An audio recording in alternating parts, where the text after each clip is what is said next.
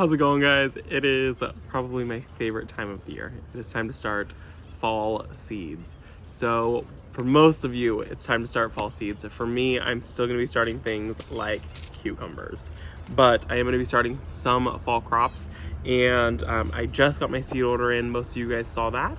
And so now it's time to start the fall garden, and I'm really excited. So the things I'm going to be starting today, I'm going to be starting some broccoli, some spinach, and those are going to be my fall crops. And then I am starting a few things that are still summer crops. So I'm going to be starting some cucumbers and some bush beans. I still have over 100 days left in my growing season. I'm California, zone 9A. My first frost date is November 30th. So we have a really long growing season. If you don't know those things, just Google how many days do I have left in my growing season for zip code, and you just type in your zip code and it'll tell you how many days you have left in your growing season. First frost date and growing zone, you can Google all of those exact same things too. So we're gonna get started, and first thing I need to do is I need to clean my seed trays. I did not clean them at all this fall time or this springtime. It's been a little crazy around here with how many things we started, and cleaning just got put on the back burner. So these are the seed trays I use. You can see that they're really dirty still, and these are the ones from Bootstrap Farmer. They're worth the investment, 100%. Highly recommend them. Anything that I use today is going to be linked down below. My lighting system that I'm going to go over, and my seed trays and seeds, everything will be linked down below for you guys to find. But these seed trays are so sturdy. These are you buy them once and you never buy a seed tray ever again. So they're pricey, but so worth the investment. So I'm going to rinse these out, kind of scrub my tray, and then I'm going to fill these up with soil. I am running out of daylight, so we will see if I'm able to film all of this tonight. If not, I might try to jump out here in the morning and film the rest of it really quick. So I'm gonna rinse these out, and then we will talk about the soil that I'm gonna use. Okay, I have my seed tray rinsed out, washed, and same with the thing that holds all the moisture in. I don't know exactly what it's called, but there's no drainage in this one. And then this sits right in here like this. So ideally I would be using a seed starting mix, but it is for some reason extremely hard to find in my area seed starting mix, and I am not one to order soil online. So this is what I was able to find around me. This is the Sun Grow Black Gold Natural Organic Potting Soil and Potting Mix plus Fertilizer. I've never used it before, but the people at my local soil yard, they recommended it. They said that a lot of people use it, so that's what I'm gonna use. And what I do is I actually dump all of my soil into a giant tote, and I pre-moisten it that way. Pre-moistening your soil is super important. And then I will set my trays in there and I will just fill them. So let me show you guys how I do that setup. Okay, so I keep all of my potting soil in one of these giant black totes. I pick these up from Home Depot. They're pretty cheap, and I just keep all of the dirt right inside here. It's really easy, and in this way all I do is then set my tray in here, and I'm able to fill it really easily, especially because I will fill up probably 15-20 trays, and doing it without trying to make a mess and have soil go everywhere. This is the easiest way to do that. So before I start filling it up, my soil is pretty wet, my soil is pretty dry, so I need to moisten it a little bit. The problem with using potting mix is that there's always wood chips in it like this, and that's really not the most ideal for when starting seeds, but that's okay. So I'm gonna mix this up a little bit, try to break up some of these larger clumps that it has, and then we're going to pre-moisten. So I'm just adding some water in here.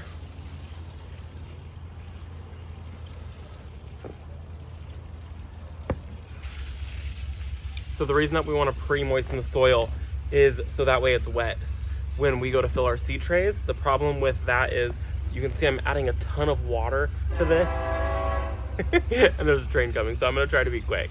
So you almost will never add enough water when you're starting your seeds. Okay, so I've added a ton of water to the soil right here, but it's still pretty dry. So I don't think you guys can tell on the camera that it's dry, but what I want the soil to really clump together and hold its shape. I should be able to make a ball and it not crumble very easily. So it's not wet enough, so I need to go in and add even more water, even though I've already added quite a bit more. So this is why you want to pre-moisten your soil though, is so that way you're not doing this after you put your seed in or in your seed tray. Doing it in your seed tray is going to dislodge it and expose all kinds of air bubbles in areas that you missed. And then you're just going to have to continue filling it up with more soil as it settles. So I try to really add in quite a bit of moisture. You don't want to make it too wet though. There's a happy medium. Like I said, you want to shoot for a ball that stays together when mixing your soil, but one that's not sopping wet. I think I've got it about right. So make a ball, it holds together. You should squeeze it and just a little bit of water should come out. Just a little bit, it's not pouring wet. So that is the consistency you want when starting your seeds. So now I just pop this in here and then I just fill this like this.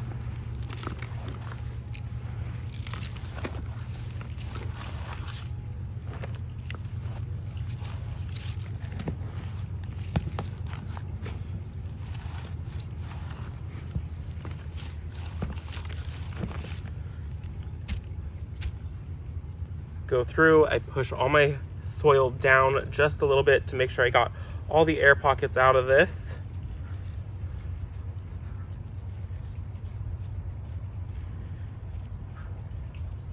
And that's a big reason you want to do that, is you can see some of these are very empty. This one has almost no soil in it and it looked full. So then I just top back off.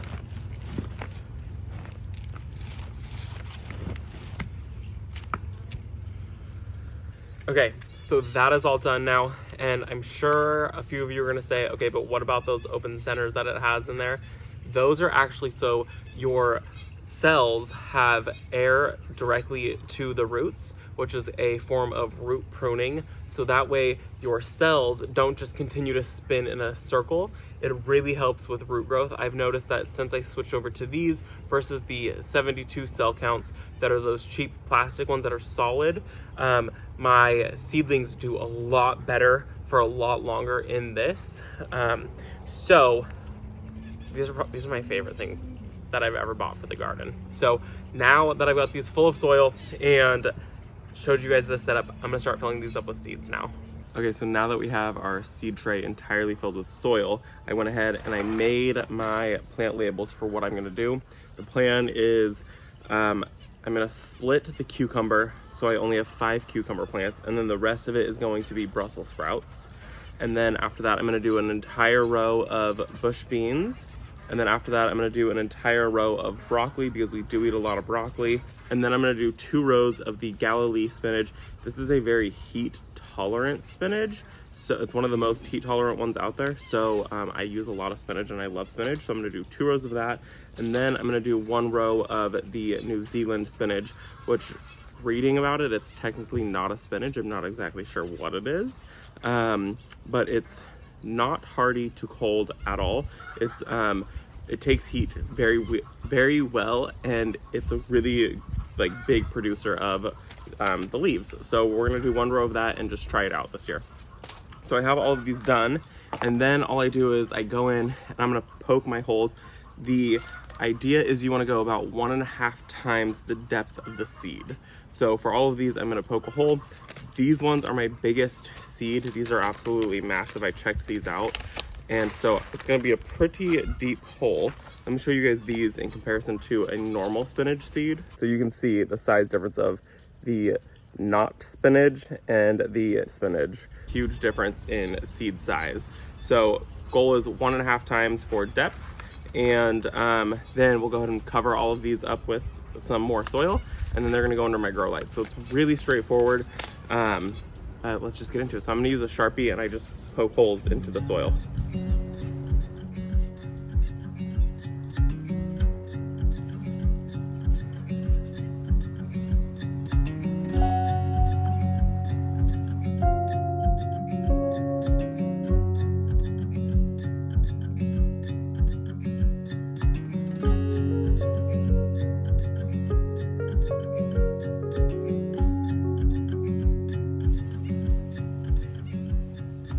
Made the holes in the seed tray now, and I went very deep on the spinach and on the beans because those seeds are really, really big seeds, where I barely had gone deep enough to just barely cover the seeds for the broccoli, the other spinach, the Brussels sprouts, and a few of the other things. So all of the holes are done now. Like I said, 1.5 times the depth of the seed, so that way the seed is fully covered with a little bit of soil on top of it. So now I'm gonna go ahead and put all of my seeds in this tray, and then I'm gonna give it one last water, and then it's gonna go under grow light. So I'm gonna start back to front. So starting with the not spinach over here, this is the New Zealand, and we're just gonna pop 1 seed per hole. I'm not going to double up on these because I am starting a lot more than I actually need of this, and because I've never tried this variety, so I don't wanna go crazy with it.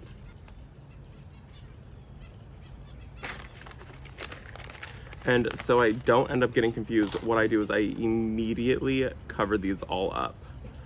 I don't wait until the end. I've had problems in the past where I go ahead and I put all of my seeds in and then cover all of them at the very end. And then all of a sudden 1 whole row is empty and a different row is coming up with 2 different varieties. So I go 1 row at a time, 1 variety at a time, just to make it so it's not confusing on myself at all. So that one's all done. And then we're gonna move on to the Galilee spinach, which I'm excited about this one. And I'm doing 2 rows of this. These look like little goat heads. And then I think I am gonna do 2 seeds per hole on this one.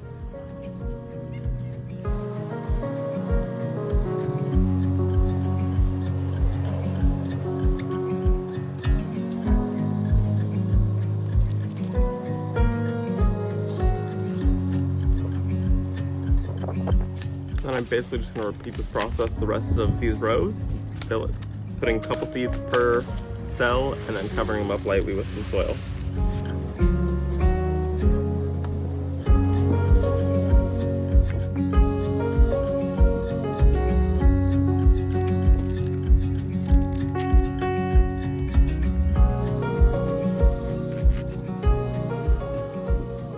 Okay, you guys, we got our first seed tray sown for our fall garden. Like I said, this is a lot of still summer vegetables for us. The beans, the the spinach, the beans, the cucumbers, Brussels sprouts. These are all like warm season crops for us, at least.